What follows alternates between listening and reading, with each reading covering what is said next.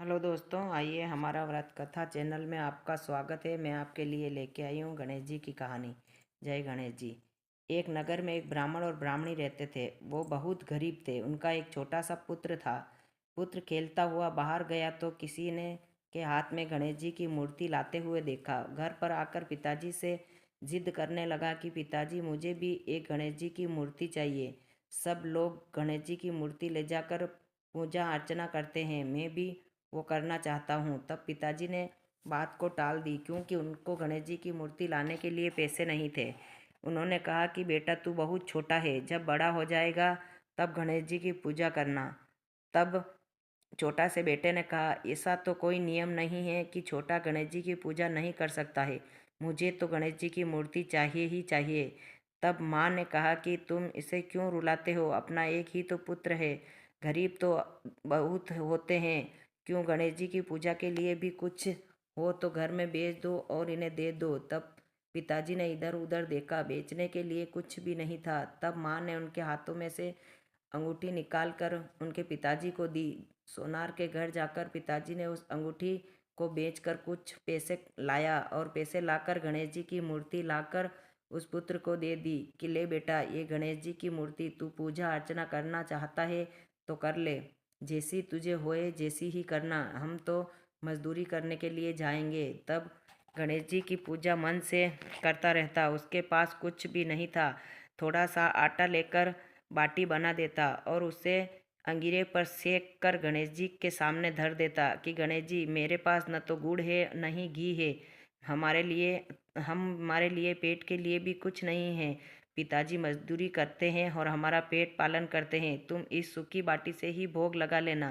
गणेश जी सूखी बाटी का भोग लगाकर बहुत प्रसन्न होते। बालक का बालक से बहुत प्रसन्न रहते थे। तब जब विसर्जन के दिन एक दिन पहले ही बाढ़ आ गई और किसी सबकी झोंपड़ियों में पानी भर गया और उस बालक की झोंपड़ी में पानी तक नहीं आया। तब सभी देखते रह गए कि बालक की झोंपड़ी में पानी क्यों नहीं आए। सब आकर उस बालक की झोंपड़ी में आकर छुप गए।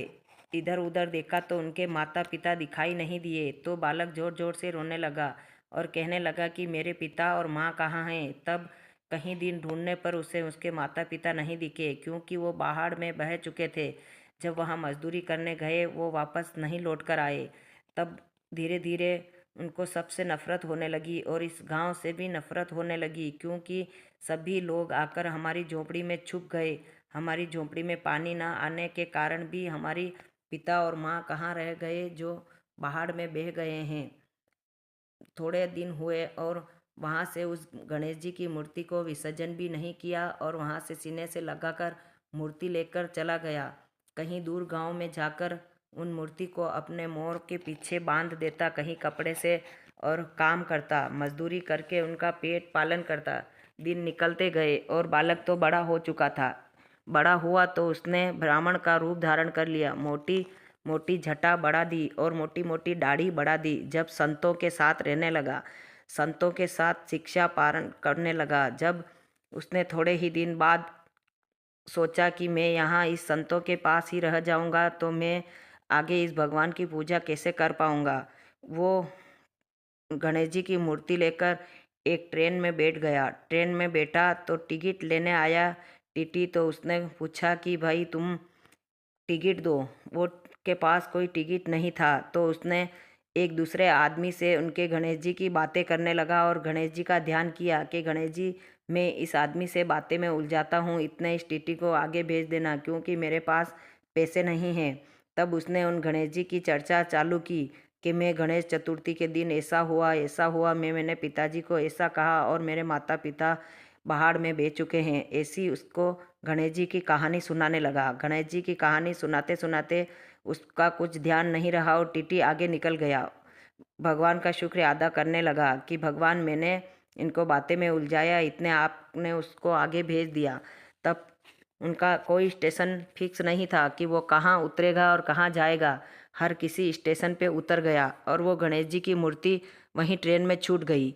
उनका कोई ध्यान नहीं रहा कि मेरे पास गणेश जी की मूर्ति थी या मैं ट्रेन में भूल गया हूँ। वो तो उसी गणेश जी के ध्यान में मगन हो गया और उस गणेश जी का ध्यान करता हुआ ट्रेन से आगे उतर गया। आगे उतरे तो उनके सभी साथी भी उसी ट्रेन में बैठे हुए थे। तब उन साथियों ने कहा कि चलो भाई संत, अपने कहीं न कहीं बाग बगीचे में झोंपड़ी बनाकर अपना घर बसाएं और फिर गांव में भिक्षा लेकर अपना पारण करेंगे। उसी संतों के साथ वो मिल गया और उसे ध्यान भी नहीं रहा कि मुझे गणेश जी की मूर्ति लानी चाहिए। तब गणेश जी की मूर्ति तो उसी ट्रेन में पड़ी हुई थी, जिस पर ट्रेन में जिसी सीट पर वो गणेश जी की मूर्ति पड़ी हुई थी, जो सीट जगमगा रही थी और पूरा डिब्बा में रोशनी छा रही थी। तब सभी लोग देखकर आश्चर्यचकित हो गए कि ये मूर्ति ऐसी क्या है।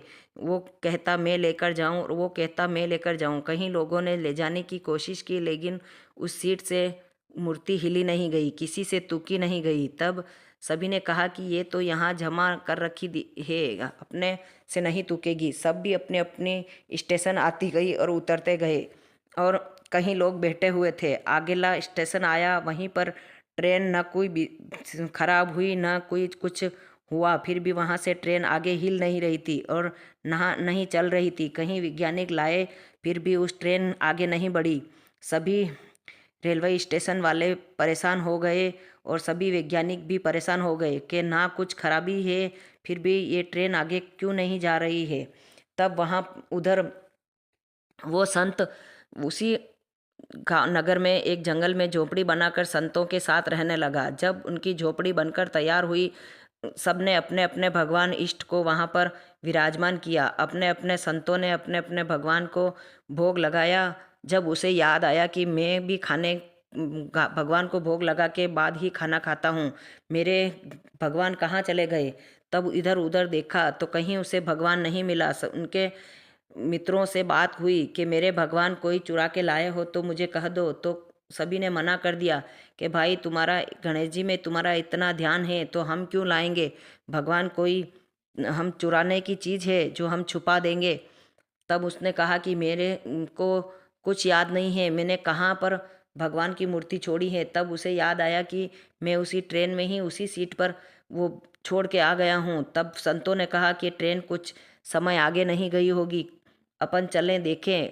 आगे स्टेशन पर पूछते पूछते गए कि इसी नंबर की ट्रेन में आया था और उसी नंबर की ट्रेन में मेरी एक छोटी सी गणेश जी की मूर्ति रह गई है। तब सभी लोग उस पर हंसने लगे कि ट्रेन में बहुत लोग आते हैं और जाते हैं, तुम्हारी मूर्ति कोई भी उठाकर ले गया होगा, कोई मूर्ति छोड़ता है क्या, तू पागल है, ट्रेन में कोई मूर्ति मिलती है या ट्रेन तुम्हें मिलेगी। ऐसा सभी लोग उस पर हंसने लगे। तब उसने भगवान का ध्यान किया तो उसको दिखाई दिया कि उसी जगह पर वो बैठा था वहीं पर मूर्ति विराजमान है, और उस मूर्ति की इतनी चमक है जो वो पूरे उसके डिब्बे में जगमगा रही है। सभी लोग उसे देख रहे हैं। तब कोई लोग उसे उठाने की कोशिश भी कर रहे हैं, लेकिन उसे उठ नहीं पा रही है। तब फटाक से उसकी आँख खुली और उसने देखा कि मेरे मित्रों, तुम अगर मेरे सच्चे मित्र हो तो मेरे साथ चलो।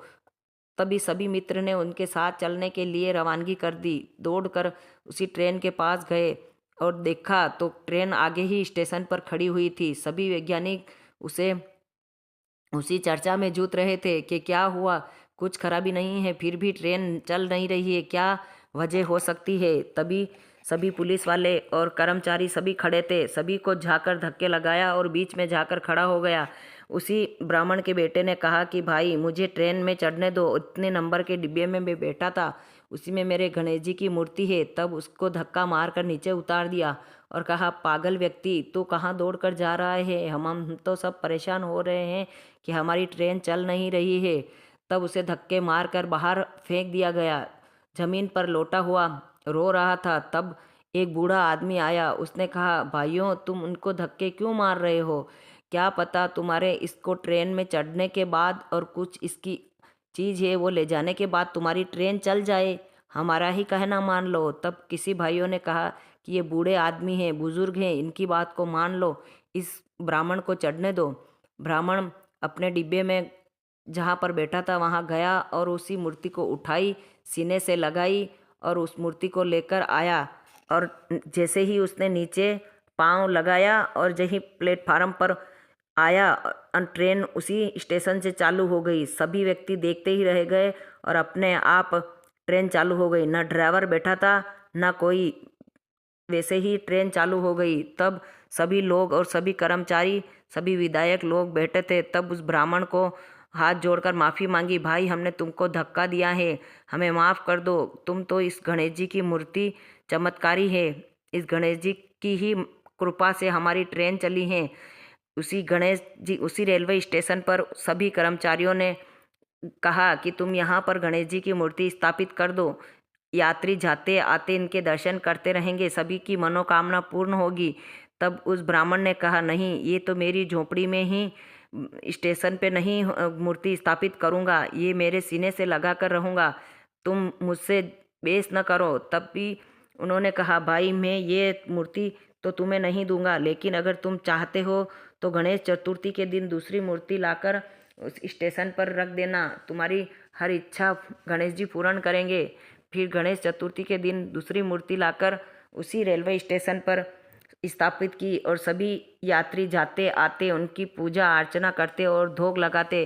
गणेश जी सबकी मनोकामना पूर्ण करते और वो ब्राह्मण उनकी मूर्ति लेकर उसी झोपड़ी में जाकर स्थापित की। झोपड़ी की जगह महल हो गया और सभी ब्राह्मण देवता नगर बन गया और सभी नगरवासी रहने लगे और सबकी मनोकामना पूर्ण की। जय गणेश जी।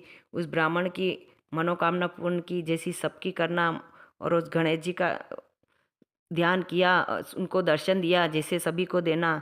जय गणेश जी, जय गणेश जी।